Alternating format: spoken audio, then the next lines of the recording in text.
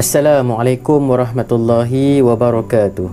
Alhamdulillah, syukur kepada Allah Subhanahu wa taala kerana pada kali ini alhamdulillah syukur kita kembali bertemu bersama Ustaz Roh Hisham Abidin dalam study online pendidikan Islam. Abang-abang semua, abang-abang, kakak-kakak tingkatan 1 kita, Ustaz doakan agar sentiasa diberikan kesihatan yang baik insya-Allah. Baik, hari ini kita akan bersama-sama untuk mempelajari satu tajuk yang sangat-sangat penting, sangat-sangat perlu untuk anak-anak semua ambil maklum dan juga ambil berat, kerana ia berkaitan dengan kita bagaimana untuk nak menghadapi dan juga menghindari ni tajuk ni, pelajaran 7, syaitan iblis dan syaitan yang durjana. Jadi hari ni kita nak cerita pasal musuh kita nombor 1. Dah ready? Alright, jom kita mulakan dengan yang pertama. Seperti biasa, kita duduk dengan tertib dan tenang. Kita duduk dalam keadaan yang paling bersedia untuk nak mempelajari ilmu, dan jom kita mulakan dengan Al-Fatihah dan selawat kita kepada Nabi sallallahu alaihi wasallam. Al-Fatihah. Bismillahirrahmanirrahim. Alhamdulillahirabbil alamin. Arrahmanirrahim. Maliki yaumiddin. Iyyaka na'budu wa iyyaka nasta'in. Ihdinas siratal mustaqim. Siratal ladzina an'amta 'alaihim ghairil maghdubi 'alaihim waladdallin. Allahumma salli ala Muhammad wa ala alihi wa sahbihi wa barik wa sallim. Allahumma salli ala Muhammad wa ala alihi wa sahbihi wa barik wa sallim. Allahumma salli ala Muhammad wa ala alihi wa sahbihi wa barik wa sallim. Okey, doa pendengar hati. Bismillahirrahmanirrahim. Allahumma ftah alaina hikmataka wa anshur alaina min khazaini rahmatika ya arhamar rahimin walhamdulillahi rabbil alamin. Okey, pastikan semua peralatan yang perlu untuk kita nak belajar hari ni berada bersama dengan anak-anak semua. Buku teks, buku tulis, buku kerja, buku nota, pen pensel, kertas, semua tu kita dan ikhlas belajar untuk fokus pada pelajaran hari ini. Bidang Al-Quran, buku teks boleh buka dah. Boleh buka dah sambil-sambil. Muka surat 31 hingga 34. Pelajaran 7, Iblis dan Syaitan yang Durjana. Tingkatan 1. Dah ready? Dah bersedia? Jom kita mulakan dengan yang pertama, bacaan ayat dan terjemahan. Okey, surah Al-Baqarah kita akan baca pada hari ini. Surah Al-Baqarah ayat 34 hingga 37. Ayat 34 hingga 37. Kalau ikut ada ayat yang bacaan penuh tu kan, tapi Ustaz skip, kita ambil ayat dan juga terus dengan maksud dia. Ayat dan juga terus dengan maksudnya. Boleh nah? Okey, jom sama-sama kita mulakan. Yang pertama pada ayat 34. Boleh? A'udzubillahi minasyaitonirrajim. Wa iz qulna lil malaikati isjudu li adama fasajadu illa iblisa aba. فسجدوا إلا إبليس أبى واستكبر وكان من الكافرين. Baik, kita tengok maksudnya apa dia. Dan ingatlah ketika kami berfirman kepada malaikat. Apa dia? Kami itu siapa? Allah Ta'ala sebutkan kepada malaikat, tunduklah, berilah hormat. Tunduklah ni maksudnya hormat. Tunduk hormat, macam kita tunduk hormat kan, kepada Nabi Adam alaihi salam. Allah perintahkan malaikat untuk tunduk sehormat kepada Nabi Allah Adam alaihi salam. Lalu mereka tunduk. Lalu mereka sekalian tunduk, yakni malaikat tunduk memberi hormat, melainkan iblis. Illa iblis.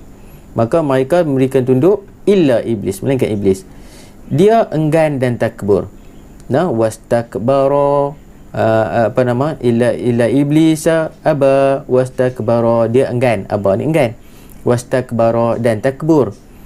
Wa kana minal kafirin, dan dia tergolong dalam kalangan orang yang kafir, orang yang enggan, orang yang takbur. Ni ayat yang 34 ni kita baca. Okey, seterusnya kita tengok pula pada ayat 35.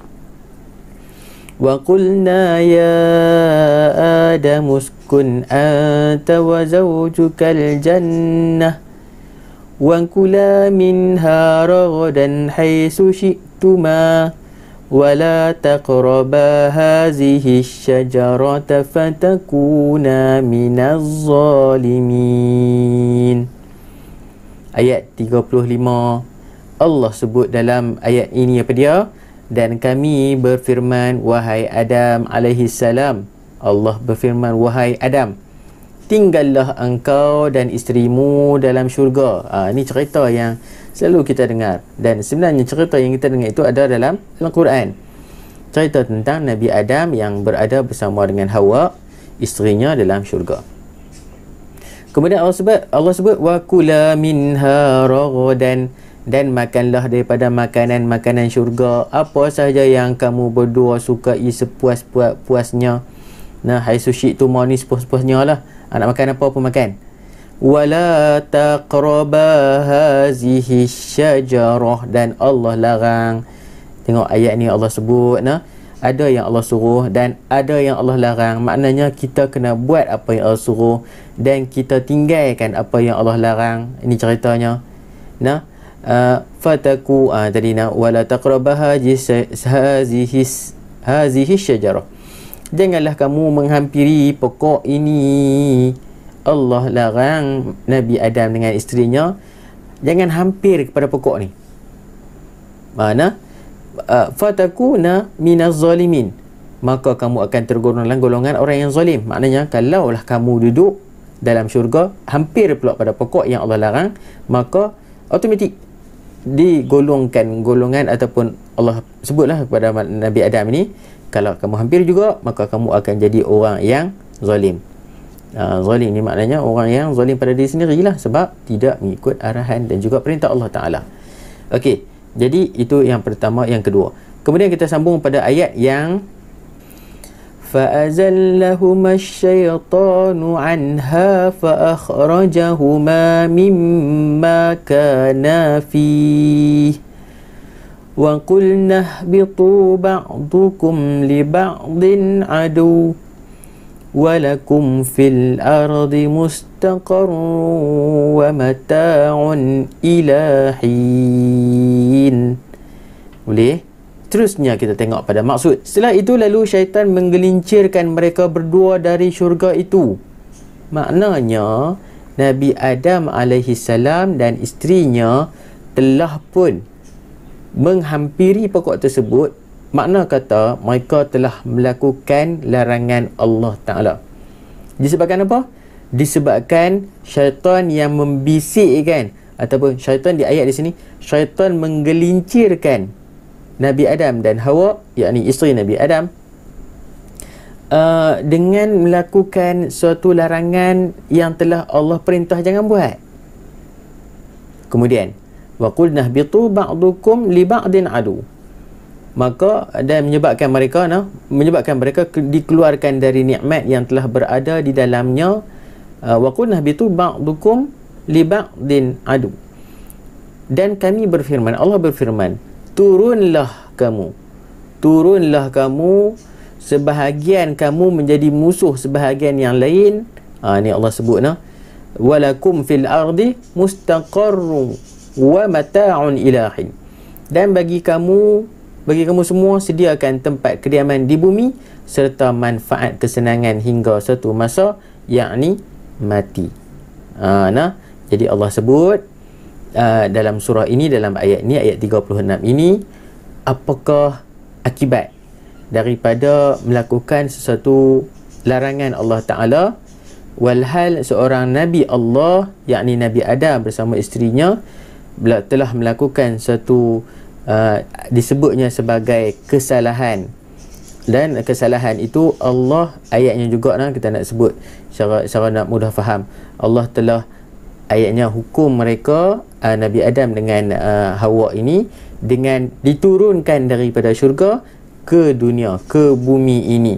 Dan Allah sebut dalam ayat ini, walakum fil ardi mustaqar wa mata'un ila hin, sebahagian daripada kita yang duduk di atas bumi ini akan menjadi sebahagian musuh dari sebahagian yang orang lain. Dan Allah telah berikan kepada manusia ni, kita ni, anak-anak Adam ini, tempat-tempat kediaman di bumi, dan kita akan mendapat kesenangan, manfaat hingga satu masa. akhir yang disebut sebagai masa kematian. Cantik. Pada ayat yang seterusnya, ayat yang terakhir, ayat 37, jom sama-sama kita baca. Fatalaqa Adamu min rabbihi kalimatin fataba alaihi innahu huwat tawwabur rahim.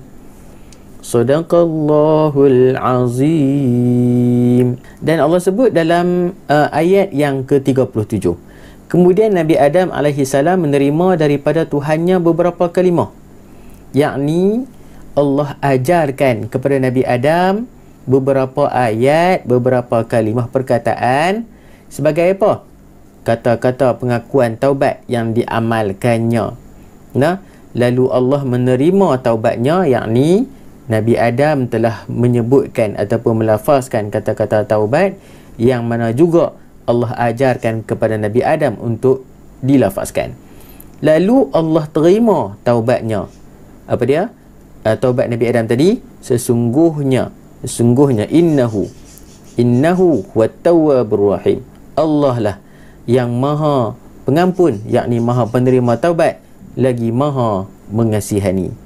Jadi anak-anak semua, inilah ayat yang kita baca tentang betapa iblis dan syaitan ini adalah musuh kita nombor satu, kerana mereka yang sentiasa membisikkan keburukan dan kejahatan kepada hati-hati kita. Ayat 34 hingga 37 dah selesai bersama dengan terjemahannya.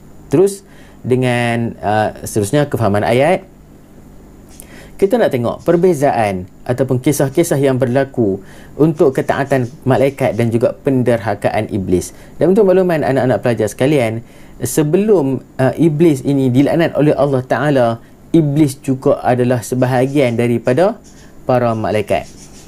Apabila telah berlaku peristiwa yang mana malaikat ataupun iblis ini derhaka dan juga tidak mengikut perintah Allah Ta'ala untuk tunduk hormat kepada Nabi Adam, maka iblis telah tergolong dalam golongan orang makhluk Allah yang zalim dan juga rugi dan juga kafir.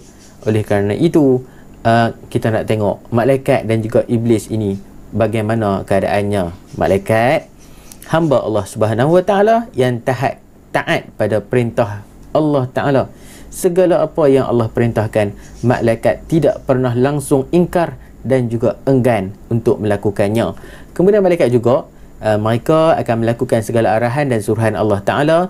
Malaikat juga mempunyai hubungan yang baik dengan Allah Subhanahu Wa Ta'ala, yang mana ia merupakan perhambaan secara mutlak. Maknanya malaikat ini tunduk hormat sembah Allah Ta'ala secara mutlak, tiada berbelah bahagi. Itu maksudnya. Nah, macam kita manusia ni, Allahumma salli ala Muhammad, kadang-kala kita naik iman kita kan, kadang-kala turun iman kita. Ada hari kita solat dengan penuh khusyuk, ada waktu. Ada hari kita duk fikir hal dunia. Allahumma salli ala Muhammad. Jadi gitu ayatnya, yang mana kita sebut sebagai malaikat ni adalah makhluk Allah yang sentiasa memperhambakan diri mereka secara mutlak kepada Allah Subhanahu Wa Ta'ala. Kemudian malaikat tidak melanggar suruhan Allah kerana mereka dicipta tanpa nafsu dan juga keinginan. Malaikat, kalau kita belajar tentang rukun iman, beriman kepada malaikat. Jadi kita tahu sifat-sifat malaikat ni ialah antaranya tiada nafsu, tanpa nafsu, tak ada keinginan untuk melakukan sesuatu mengikut hawa nafsu. Maknanya tak ada apa yang menyebabkan kita ini malaikat ini ingkar pada arahan dan juga perintah Allah Ta'ala. Mereka melaksanakan suruhan Allah Subhanahu Wa Ta'ala kerana takut akannya. Akan tetapi iblis, pada peringkat awal, perlakuan iblis menyerupai perlakuan malaikat. Maknanya iblis ni adalah makhluk yang patuh beribadat kepada Allah Subhanahu Wa Ta'ala pada awalnya. Namun begitu, segala-galanya berubah apabila iblis enggan tunduk hormat kepada Nabi Adam alaihi salam setelah diperintahkan oleh Allah Subhanahu Wa Ta'ala. Sekelip mata apabila mereka ni enggan untuk tunduk hormat kepada Nabi Adam, automatik mereka telah ingkar pada perintah Allah secara langsung, dan secara automatik juga saya sebut tadi, mereka tergolong dalam golongan orang yang ingkar dan kufur, kafir, orang yang tak mau dengar perintah Allah Ta'ala. Semua malaikat tunduk hormat kecuali iblis. Nah, ingkarannya itu disebabkan oleh sifat ni benda ni ada tak pada diri kita? Allahumma salli ala Muhammad. Kalau ada, ini kita buang jauh-jauh kerana ini adalah sifat juga ada pada iblis laknatullah. Itulah sifat sombong dan takbur. Sombong ni apa? Besar diri contohnya kan, sembang kemas ayatnya macam tu. Kita lah segala-galanya pandai, kita lah segala-galanya hebat. Takbur, cakap besar. Takbur, rasa macam kita macam ayat lebih kurang gitulah, kita bercakap. Sombong ni sifat dalam diri. Takbur ni kita sebut, kita kata aku lah paling hebat, aku lah paling power. Hang ada apa? Tak ada apa, cikai ya. Cerai ya. Jadi itu adalah sifat iblis. Iblis berbangga dengan asal kejadiannya yang dirasakannya lebih baik daripada Nabi Adam. Sebab apa?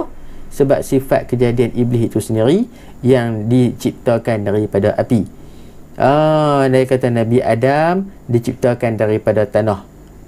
Nabi Adam diciptakan daripada tanah, maknanya yang lekeh lah ayat yang lebih kurang kita faham macam tu lah. Maknanya iblis ini orang kata apa, sombong, takbur sebab dia diciptakan daripada api. Nabi Adam daripada tanah. Maknanya api dengan tanah ni, api lebih hebat. Ayatnya macam tu. Jadi sebab itu dia jadi sombong dan takbur. Sebab itu Allahumma salli ala Muhammad kita sebut jika Allah uji kita dengan nikmat yang lebih, sebenarnya kita perlu untuk mengetahui, adakah kita telah berasa sombong dan takbur atas nikmat yang telah Allah berikan. Kalau ada, kita buang jauh-jauh anak-anak semua. InsyaAllah. Baik, seterusnya kita pergi kepada yang ni kita nak cerita ni. Diciptakan daripada apa ni? Kita tengok malaikat diciptakan daripada cahaya nur. Malaikat diciptakan daripada cahaya. Nabi Adam manusia, secara keseluruhannya kita diciptakan daripada tanah. Nabi Adam diciptakan daripada tanah. Kita manusia ni yang hidup sekarang ni diciptakan daripada apa? Air mani. Pandai. Dan air mani tu melahirkan ataupun mewujudkan seorang bayi yang mana sifat-sifat ataupun asal kulit kita ni adalah daripada tanah. Itu maksudnya, bukan kita ni ciptakan daripada air mani, dan asal kulit kita ni daripada tanah. Nabi Adam asalnya daripada tanah. Faham tak ni? Gitu tu ayatnya. Kemudian iblis, tadi Ustaz cerita dah, diciptakan daripada api. Ni boleh nampak berkenaan dengan malaikat, Adam dan iblis di sudut asal usul ciptaan malaikat, Adam dan juga Nabi Adam dan juga iblis. Kemudian perintah dan larangan Allah Subhanahu Wa Taala kepada Nabi Adam alaihissalam. Allah Subhanahu Wa Taala memerintahkan Nabi Adam alaihissalam dan isterinya, ni lagi lebih faham, tinggal di dalam syurga untuk merasai segala nikmat syurga, termasuklah makan dan minum. Dalam syurga kita lintas saja apa di hati kita nak makan, apa saja kita nak minum, automatik akan Allah berikan, kurniakan kepada kita. Masya Allah, sya'Allah. Nak makan apa, semua ada. Nak makan apa, sebut saja. Di samping itu, Allah SWT melarang kedua-duanya daripada menghampiri pokok larangan dan memakan buahnya. Tengok anak-anak semua, apa yang dapat daripada sini ialah sesuatu keseronokan yang kita bakal dapat. Nak dapat tu, dia ada syarat-syarat dia. Sebab itu dalam hidup ini, kita nakkan sesuatu kejayaan, syaratnya apa dia? Usaha. Nak dapatkan kejayaan, syaratnya jangan malas. Ayatnya cerita ni di sebalik apa yang dikisahkan oleh Allah dalam Quran berkaitan dengan Nabi Adam yang telah pun orang kata dilarang oleh Allah untuk melakukan hampiri pohon dan juga makan buahnya. Nak buat apa pun buat, jangan hampir pokok ni saja. Ayatnya macam tu. Kemudian perintah Allah, ni kita nak tengok dengan lebih nampak sikit. Perintah Allah, menghuni menikmati makanan dalam syurga apa saja ambil, guna, makan, minum. Larangan Allah, jangan hampiri sejenis pokok itu sahaja. Nah, iblis, ni kita masuk kunci ilmu sikit. Iblis ialah jin yang ingkar kepada perintah Allah Subhanahu Wa Taala untuk sujud kepada Nabi Adam AS dan menjadi pemimpin kepada syaitan dalam kalangan jin dan manusia. Maknanya iblis ni adalah ketua segala syaitan, ketua segala kalangan, dalam kalangan jin ni dan manusia. Maknanya manusia pun ada panggil macam syaitan. Lagu tu. Maknanya iblis ni jadi ketua, iblis ni jadi leader pada mereka. Iblis dan syaitan sentiasa berusaha untuk menyesatkan manusia. Okey, kita tengok pula apa yang berlaku setelah iblis dan syaitan ini sentiasa menyesatkan manusia. Syaitan memperdaya manusia sejak zaman Nabi Adam AS lagi.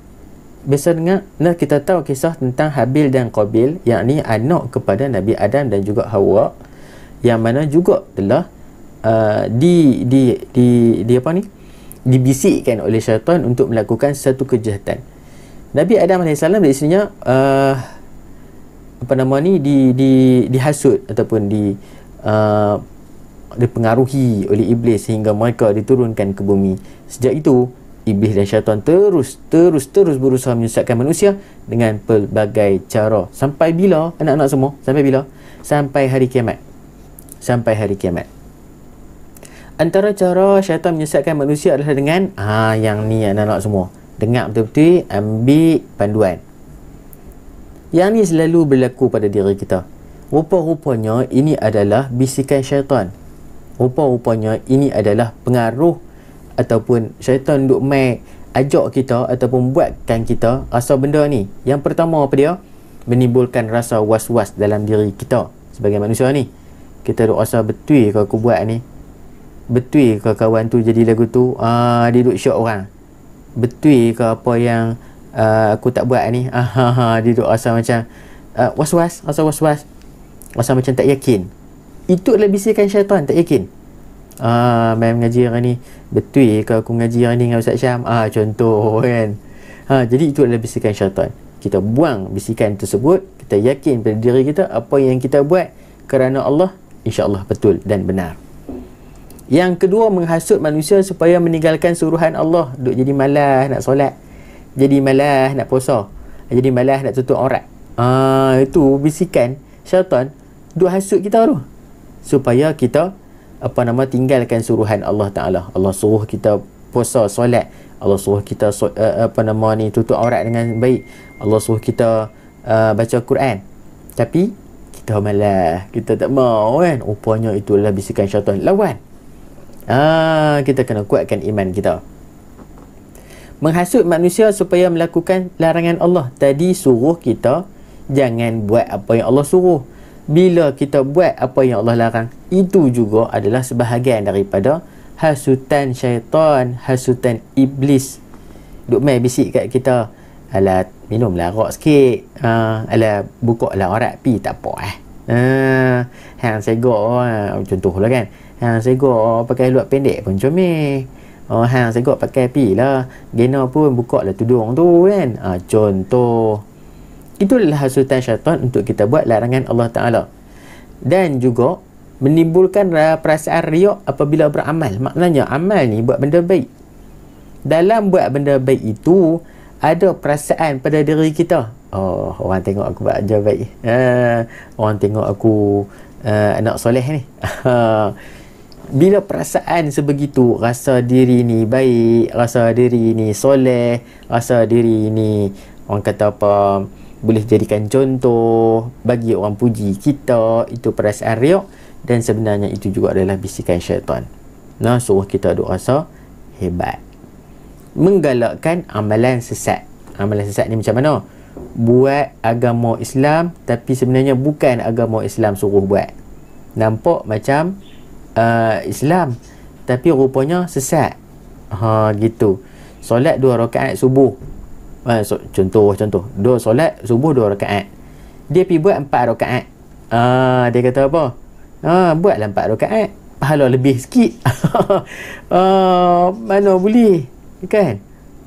Puasa sampai maghrib saja, Tapi dia puasa tu sampai ke isyak, sampai ke pukul 12 malam. Puasa lebih, pahala lebih. Siapa ajak? Itu juga adalah bisikan syaitan. Alah, buat lebih tak apa. Halal itu bisikan syaitan. Jangan. Sebab itu kita kena belajar mengaji. Untuk kita benteng daripada hasutan-hasutan syaitan ini. Okey, jom kita pergi. Cara menghindari godaan syaitan. Kita ni nak benteng diri kita. Kita ni nak kawal nafsu. Kita nak kawal perasaan kita daripada melakukan larangan Allah Ta'ala ni. Perlu ada cara. Perlu ada kaedah. Jom kita tahu macam mana cara nak menghindari godaan syaitan. Islam mengajar umatnya untuk mentaati perintah Allah dan meninggalkan larangannya, serta berusaha menghindari godaan dan gangguan syaitan. Islam ajak, Islam tunjuk cara menghindari godaan syaitan meliputi aspek apa? Akidah kita. Akidah ni apa dia? Pegangan. Akidah ni apa? Kepercayaan kita kepada Allah Ta'ala, kepada malaikat rukun iman tu. Akidah. Ibadah kita, bab-bab fiqh ni pula rukun Islam, yang mana solat kita, puasa kita, zakat kita, haji kita. Allahumma salli ala Muhammad. Kemudian bab-bab akhlak pula. Semuanya berkait dengan diri kita yang melakukan amal yang mana terdedah kepada godaan dan hasutan syaitan, yang boleh digambarkan seperti pohon pokok, sebatang pokok yang berbuah. Nak tengok pokok tu? Jom kita buka. Ni dia pokoknya. Ada dalam buku teks juga. Jadi anak-anak semua, inilah antara perkara yang boleh kita buat supaya dapat kita hindarkan daripada godaan dan juga hasutan syaitan. Kalau kita tengok akaknya, kita tengok akak ni maknanya teras, bawah sekali. Kalau akak pun rapuh, akak pun tak berapa nak kuat, maka pokok walau besar tahu mana, buah tahu mana pun dia akan tumbang juga. Jadi akak nombor satu, iaitulah akidah. Akidah kita nombor satu kena pegang betul-betul. Caranya macam mana? Kita kuatkan akidah kita kepada Allah Ta'ala, rukun iman yang disebut sebagai 6 rukun iman itu. Ustaz tak sebutlah, kita sebut beriman kepada Allah semua tu sampailah qada dan qadar. Maka kita kuatkanlah akidah kita supaya akal kita kuat. Mai pilih godaan macam mana, insya-Allah kita boleh tepi. Kemudian bab-bab ibadah pula yang orang kata apa, nisbahkan kepada pohon pokok tu pula. Batang pokok tu. Akak dah keras elok, batang pokok tu pun kena keras. Yakni disebut sebagai ibadah wajib. Menunaikan ibadah wajib, solat, zakat, puasa, haji juga disebut sebagai rukun Islam. Nak lagi cantik, akak dah keras elok, dah apa, kuku kan, pokok, batang pokok pula besar. Nak hiasi lagi dengan amalan-amalan apa lagi, nak hiasi pokok tu lebih cantik, lebih elok, nak bagi merimbun. Itulah dahannya. Hiasilah dengan ibadah sunat. Perbanyakkan ibadah sunat, yakni puasa sunat kita, solat sunat kita, kemudian baca Quran, kemudian sedekah dan zikir. Itu antara amalan yang boleh kita buat untuk kita nak benteng kita punya diri daripada godaan dan hasutan syaitan dengan memperbanyakkan amalan sunat. Dan hiasilah pohon kita itu, hiasilah kata pokok kita itu dengan buah-buahan yang cantik, sedap, manis, dengan akhlak. Itulah buahnya. Hiasi diri kita dengan akhlak mahmudah. Akhlak mahmudah, akhlak yang baik. Mulakan suatu perbuatan dengan isti'azah. Ini cadangan kita buat. Amalkan. Mula dengan satu kerja kita, a'udzubillahi minasyaitanirrajim. Isti'azah tu. Bismillahirrahmanirrahim. Doa. Itu amalan yang boleh kita buat untuk kita nak benteng daripada godaan syaitan. Pengajaran ayat. Yang pertama kita nak tengok apa yang kita dapat daripada ayat yang kita bacakan tadi. Antaranya nombor 1, kita perlu mencontohi malaikat yang memberi sepenuh ketaatan kepada Allah Ta'ala tanpa bantahan. Allah suruh solat, jangan duk banyak tanya pasal apa nak solat 5 waktu sehari semalam. Solat 2 waktu sudahlah. Pasal apa nak puasa dari lepas subuh, waktu subuh tu, lepas subuh tu kan, waktu subuh tu sampai ke maghrib. Puasa takat zuhur sudahlah. Jangan duk tanya banyak. Shopee pun dengar bunyi dah tu. Kan? Tanpa bantahan. Tak payah duk bantah banyak-banyak. Kita buat, kita laksanakan apa jua perintah Allah Ta'ala. Kita adalah menjauhi sifat sombong dan takbur, kerana sifat ini merugikan diri. Yes, betul. Kalau kita sombong, ada orang suka kat kita agak-agak. Kalau kita takbur, ada orang nak dekat dengan kita agak-agak. Tak ada. Dan sebenarnya sifat-sifat itu adalah sifat syaitan. Maka kita janganlah sombong, janganlah kita besar diri, janganlah kita angkuh, janganlah kita suka mempeleceh orang, jangan suka kita menjatuhkan maruah orang, meraih aib orang. Dan jangan kita sembang besar diri. Takbur ni. Takbur ni besar diri lah. Kerana sifat ini merugikan diri. Nah, jangan. Kemudian yang ketiga, kita seharusnya tidak mudah terpedaya dengan godaan syaitan. Jangan kita mudah terpedaya. Tadi kita dah bincang dah. Tadi kita dah sebut dah cara untuk kita nak hindari godaan-godaan syaitan. Supaya apa? Agar hidup selamat dunia dan akhirat. Itu. Nah, insya-Allah anak-anak semua. Dan yang keempat, apabila kita buat salah, apabila kita buat dosa, maka kita segeralah bertaubat kepada Allah Ta'ala. Kerana taubat, Allah itu sentiasa terbuka untuk kita semua. Sebagaimana yang telah ditunjukkan oleh Nabi Allah Adam alaihi salam. Nabi Allah Adam telah melakukan, ayatnya kita sebut sebagai satu kesalahan dan juga dosa. Baru satu saja Nabi Adam buat. Satu saja Nabi Adam buat. Nabi Adam terus doa kepada Allah, Rabbana zalamna anfusana wa illam taghfir lana wa tarhamna lanakunanna minal khasirin. Kita pun duk baca doa tersebut dah. Nah, kita doa supaya kita minta taubat kepada Allah atas dosa yang kita lakukan, kerana pintu taubat sentiasa terbuka. Kita mesti bertaubat kepada Allah apabila melakukan dosa, kerana pintu taubat sentiasa terbuka. Wallahu ta'ala a'lam. Terima kasih banyak anak-anak semua atas sudinya bersama dengan Ustaz pada kali ini dalam pembelajaran 7 Iblis dan Syaitan yang durjana bagi tingkatan 1. Moga beroleh manfaat dan juga kebaikan bersama. Kita jumpa lagi dalam pertemuan seterusnya. Jazakumullah khairan katsira. Syukran, thank you. Terima kasih. Assalamualaikum warahmatullahi wabarakatuh.